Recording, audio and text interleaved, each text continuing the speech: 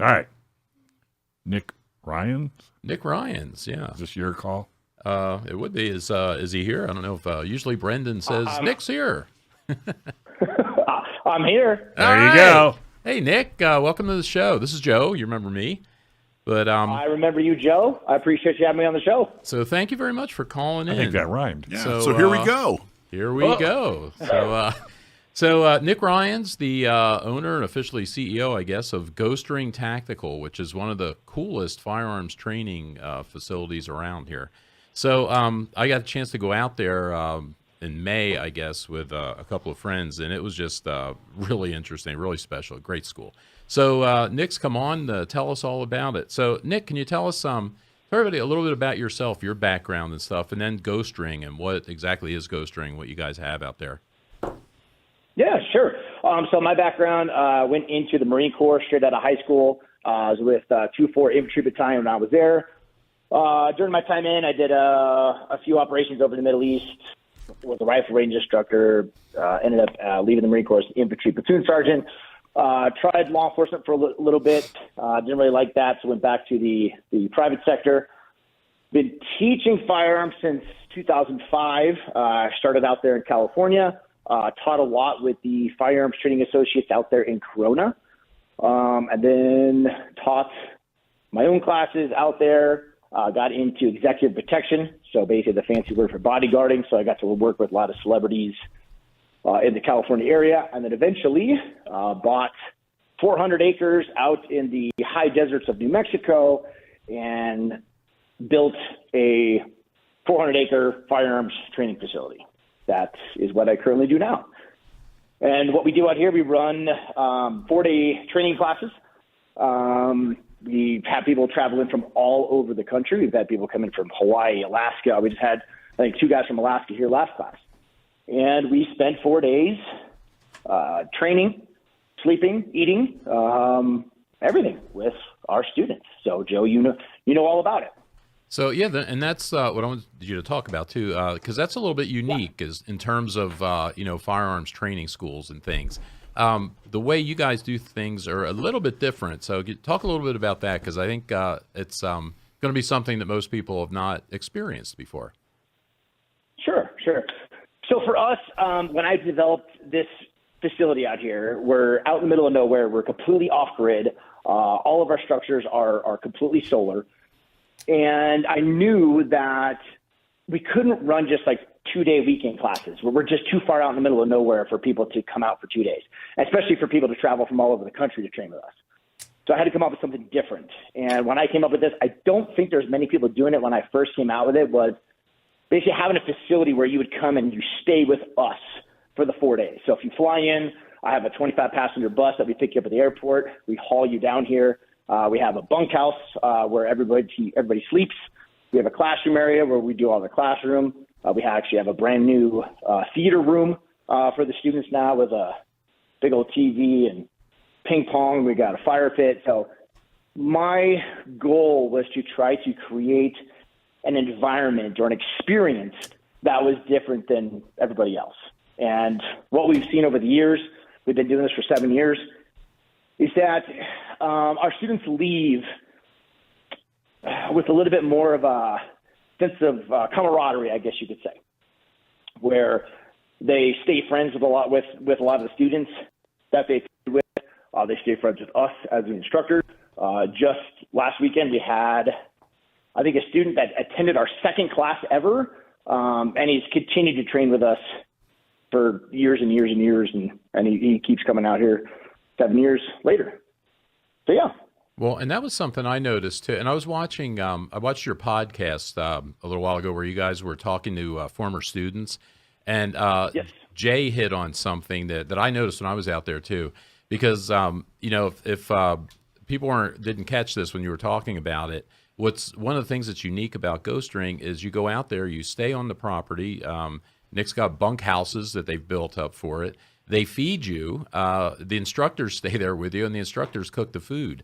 And, Yep. It's really, that's a unique thing out there, because something that Jay brought up on the podcast and that I noticed too, is that you develop, like you're saying, that camaraderie, because usually when I try to do these multi-day trainings every year or so at different places, and usually the training's over, everybody goes back to their hotel wherever they're at, they go out to dinner where they're going to go, the instructors hang out together with their buddies, and you don't get that. At Ghost Ring, everybody's together there, and that's pretty unique, and I think that's a big part of the experience out there. That is cool. I like that a lot, especially the cooking part. It was good, yeah. It's and there's also the alcohol part that goes in, because the other thing which is good. The other thing that's unique too is when you get there, and there's alcohol and stuff there. But what they do at Ghost Ring is they lock up everything, so everybody checks in, all the guns, all the ammo, stay secured on the range. Everybody else goes back to, or you all go back to the area where everybody's going to stay, and it's really a great setup there. So I was going to ask you how you came up with that idea, because the other thing too that I wanted to talk to you about is it's a really the way you guys arrange it and the way you guys do it. It's a really kind of economical thing too. It's a really good deal on top of being like world-class training. Because Mark showed me, my friend Mark Gomez that I came out there with. Mark's a great guy. Yeah, Mark can be frugal, I think is a good word. Mark's a frugal guy. And so Mark's not going any place it's not a good deal money-wise, and he's also not going any place it's not a high-quality deal. And he checked it out once and thought it was good, then went again, and then I went with him the third time. But how'd you guys come up with that approach and your idea to do it that way? Like I said, it's like with us being out here in the middle of nowhere, I've tried 2-day classes and they didn't work. People didn't want to travel all this way just for 2 days. So we had to make it a 4-day classes. So all of our classes are 4 days long. So if you make the trek out here, you're going to spend enough time with us that you're going to be able to get, enough quality training in. I was going to say the other scheme too is your pricing scheme, because you do your Black Friday thing, which again is a great deal, which is what hooked Mark in, and then you've got kind of a a ranking system, I guess, for students to come out there. Yeah, we got our gunfighter program. So yeah, for pricing wise, I try to keep the price down. It's like I own everything out here. I own all the land. I own all the structures. I don't have bills, so I have no overhead. So why not pass that savings on to you guys as the students? I make plenty of money with what we charge, and I don't need to, break the bank with students wise when it comes to the price wise, just because I don't have to. Yeah. Go ahead. I was going to say, so it sounds. It doesn't sound like you're not trying to get rich. You know what I mean? Like nobody goes and buys a big chunk of land and comes up with the concept where people stay in their bunkhouse and you cook for them and you stay with them, whatever. You know what I mean? You're not there's a much bigger and more important motivation than money. And what was yours? Training people. I absolutely love training people. And I actually bought all this property here for retirement property, because I lived in California when I bought it. And I'm like, hey, this is going to be my escape from California. And then I bought my first 140 acres, and then I think I lasted about a year. And then I was like, well, I have all this land. What can I do with it? And I was like, well, I've been teaching firearms for years. Why don't I try that out? So that's how it all started. And I wanted to build something where it's something I could do when I'm like retired. Like, hey, I don't want to really work that much anymore. This I could still see myself doing, as I'm old and doesn't feel like work. Yes, exactly. Yeah. I don't mind going out there. I don't mind training these people. So I've made enough money in the other businesses that I've created and ran for years before. This is more. It really started off with just more of, hey, I really love it. I really enjoy training people, and then it's kind of grown from there. So Nick, talk about the classes that you guys offer too, because I did the Gunfighter 1 class, which was outstanding rifle handgun class. But what else do you guys offer out there? All right, so yeah, the Gunfighter class, the one you took, that was kind of our mix. That's a great one to start with. So it's about 50% pistol, 50% carbine. We've got some CQB mixed in. We've got some other stuff mixed in. That's like I said. If anybody asks me, hey, which one should I start with? I always tell them that one. Then we have our Urban Tactics class. That is all concealed carry pistol. That is our most popular class. So that one is that's sold out all of this year, and it's already half full going into 2025. Wow. We just released our first half of 2025 next year. Yeah. So that one's really popular. That one's probably the most practical, especially if you carry concealed. So we do. I just don't think that concealed carry classes teach enough for people. There's no drawing from concealment. There's no, how to defeat a garment. There's not enough to it. So we spend 4 days working on different drills to help you become a better concealed carry holder. We go into vehicle combat tactics. We go into home defense. We go into, again, more building clearing CQB stuff. So that one's all concealed carry pistol. We also have our lone operator class. That is almost, I would say 95% of it is carbine, so most of it's rifle. And the reason that we developed that one is because of our gunfighter class.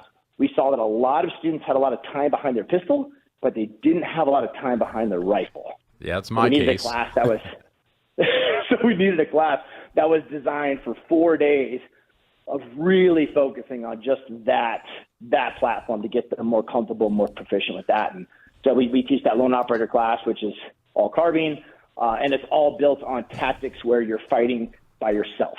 Because most of the time, unless you train with your significant other, unless you always travel around with a buddy that trains as well, a lot of times if you get caught in a situation, it's just going to be you. Yeah, none of us have any friends either, so that works perfectly. Well, yes. I live out in the middle of nowhere. I really got no friends out here. So that's why I have to get my friends to travel in and train with us. So, and then our last class is our civilian sniper class. So that is exactly what it sounds like. It's all long range shooting. Hey, Nick, hold mission that we do. Hey, Nick, hold that Sure. thought. We'll have you come back here after the break because I wanted to get into that class as well. There's a little bit of controversy with that I wanted to ask you about. Hey, you want to learn to fly? Yes. Well, you get your pilot's license. San Diego is one of the best places to get your airplane pilot's license because pilots can fly almost every day. And San Diego Flight Training International is the best school to get your license. Give them a call at 858-569-1822. Learn to fly with SDFTI, 858-569-1822. So, where did you get the name? I'm curious about Ghost Ring Tactical. What made you decide on Ghost Ring Tactical? I was honestly searching through on GoDaddy, I think 4 years prior to even come up into this business. And I was like, let me try to find cool names. That is it. You got to come up with something better than that. You got to make up a way better story. I was all alone, and there I was, and a ghost ring came over the fire. Yeah, right. My EOTech broke down, and all I had was my ghost ring. Was my ghost ring. All right, we'll work on that. You and I will work on that. Well, that actually should All be right, pretty easy, considering how creative you guys are with the class and the material. One of the best modules that I remember there was, and then you never see this anywhere, was the bathroom training. The training on the bidet. How'd you come up with that one? Because that's you unique. know what a bidet is? I thought you were housebroken. I was unsure until I went to Ghost Squirted Ring. you in the face, and you said, that's a bidet. Well, you get a. So do you have a toilet gun now? Oh, you get great training there. Talk about that. Velcro to the tank? Yeah, let's talk about it. Yeah, Nick developed that, I think. Oh, sure. So yeah, our goal, one goal is to, train as many people as we can with, all our tactical skills, but also another one of our goals is to convert over as many people as we can to using bidets because we believe that they're so great.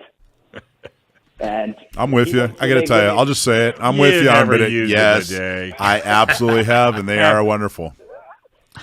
I was scared. I was scared at first too, guys. Yeah. I was scared. It's okay, Dave. But, My first experience, I got it in the face.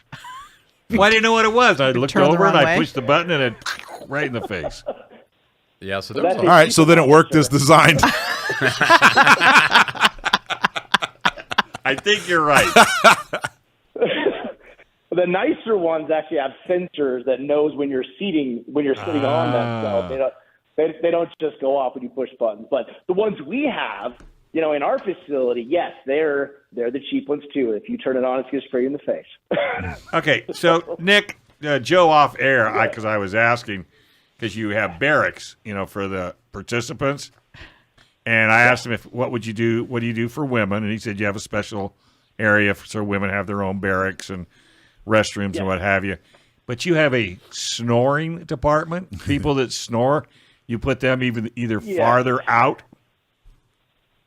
So we put them in their own separate room where they can hopefully close the door so we can sleep. That is a problem. I mean, if you guys have ever lived in a barracks before, it's like the noise, the snoring, the farting. It gets pretty bad. We were talking about that off air. Well, you know what? Now, all joking aside, there's a lot of people that were in the military that have issues with that. Now that they've gotten out. So I'm glad to see. Boy, you are really thinking of everything. I can't stand it. I mean, I used to sleep down there with my instructors, and I remember a few classes where my instructors were snoring so bad, I took a tent and set it up outside. Sure. Just so I didn't have to listen to them snoring. They called it my tent of sadness. That's what they called it. Where are you located? What state? We are in New Mexico. So we're right near Socorro, New Mexico, about in the middle of the state. Okay. Now I heard that that at the end of the course, or at the end of one of the courses, there's like a Red Dawn scenario. Yeah, I was gonna wait till the end. We're gonna wait. Well, because Michael's kind of a Red Dawn groupie, so I thought, well, once we start the Red Dawn thing, there we go.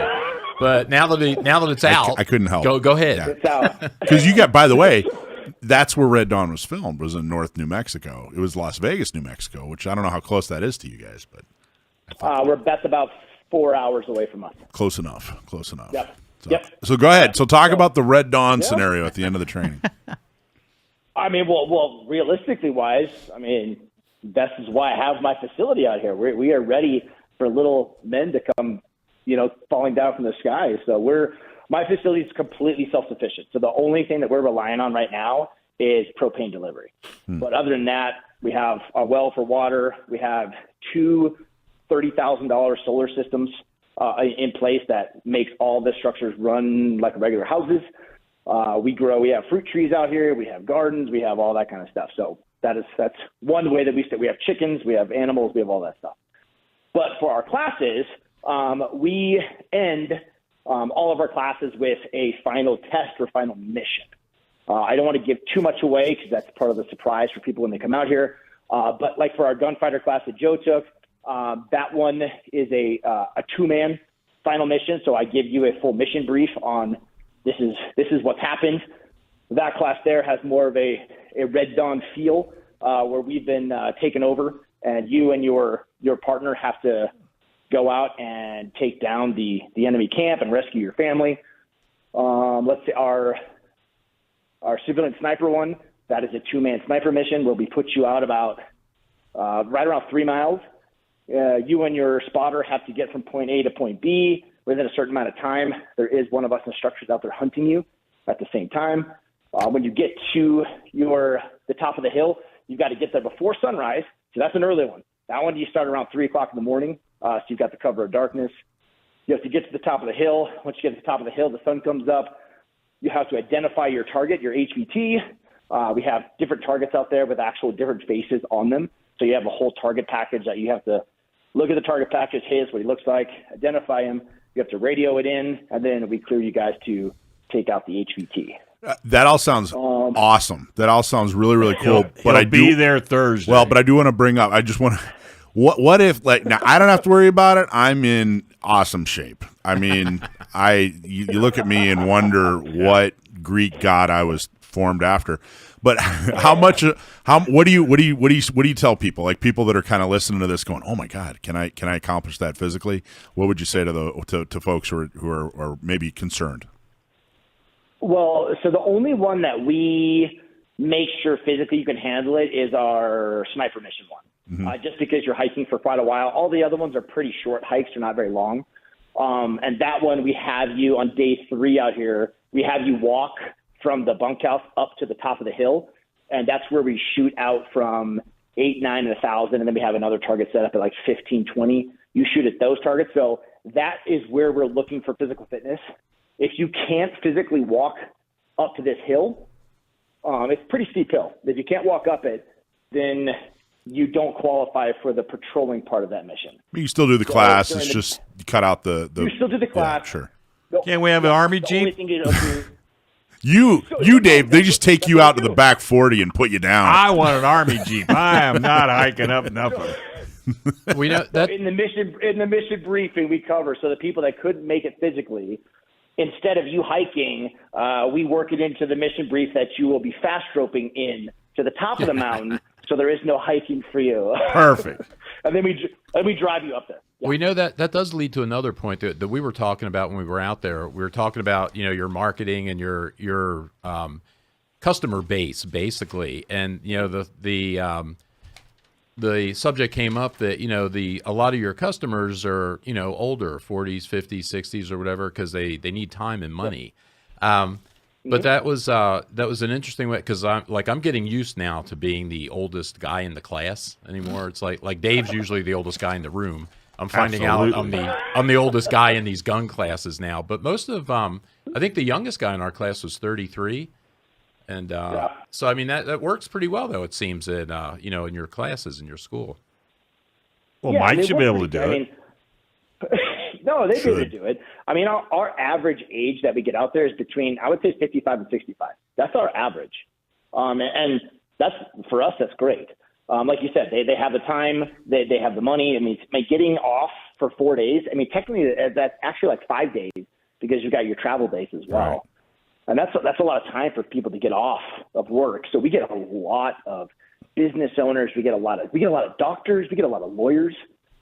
We get a lot of those type of clientele out here. And over the years, we've had to adjust some of our classes. We used to have this obstacle course that we run, and I retired that. I retired it 2 years ago because Good the man. amount of injuries that I was causing, it was not worth it. If you know that you are fat and out of shape, there's no reason for us to show you. Right. If you have an obstacle course, you don't have enough land to bury everybody. Yeah, and that was a I good. got plenty of land. I learned a bunch of stuff out there. I mean, it was just a great experience. But one of the things I learned is how far I can run with a rifle nowadays, and it's not nearly how as far is that? Yeah, Not it's not as nearly far as as I far thought as it you would thought, have been. Well, you got to have someone chasing you. But Gives a little incentive. walking and hiking is okay, but and I can't run is such a strong word. Jogging is a better word. Yeah, I guess. But no, it was good. I mean, it wasn't too You survived. yeah, it wasn't It wasn't- bad it wasn't the boot knees campy. It knees was- aren't happy, but Yeah, well, but that's- everything else is okay. So. What about women? Do you get a lot of women to come out to the course, or do you cater to the women's side? We don't get that many. We don't market to the women usually, like when it comes to like our social media marketing and stuff like that. We usually market to the men. That's our main clientele. We do get women that come out here, but it's usually them coming out with their husbands or boyfriends. Okay. That's usually what we see. Sorry, Alicia. We tried one or female only classes, and it was a hard sell, especially if they don't know us. Hey, a female come out to the middle of nowhere. Come sleep in a bunk with Don't us. know. Hey, you don't have any cell phone reception out here, so don't worry about getting a hold of anybody. It was it was a difficult sell for us, and we ran one women's only class, and all of them were wives of past students. Yeah, that makes sense. So, yeah. That sounds like a cool operation you guys got going, man. Sounds like it's a fun operation. Yeah. What are you hoping to? Yeah, what- and Joe, you actually took the most physical class. Our gunfighter class is actually our most physical class. Well, that's good to know. It's all downhill from there because, like I said, so it's you're good. yeah, because and I'll be back. I can't make it back out in October for the Gunfighter 2, but I will make it next year for that one. I think I'm going to try to do 2 classes next year. So, right. so yeah, because I learned a lot about what works and what doesn't work. Equipment wise, I found out a lot about my equipment. Like what? What'd you find? What didn't work, or what'd you find out about equipment? My battle belt. When you're laying on the ground, rolling around, trying to switch directions with the rifle, my battle belt's terrible. Time for a new belt. I just bought the one that Nick has, actually, so I'm all set you with go. that. All right, folks. Thanks, Nick, it's been a blast. Enjoyed having What's you the on. website? All right, sir. I appreciate it, guys. Website. Website, ghostringtactical.com. That is where to find us. And your podcasts are on YouTube, correct? Just search for Ghost Ring and they'll find them? The podcast is on Apple, it's on Spotify, and it's on YouTube, and it's actually the American Gunfighter Podcast.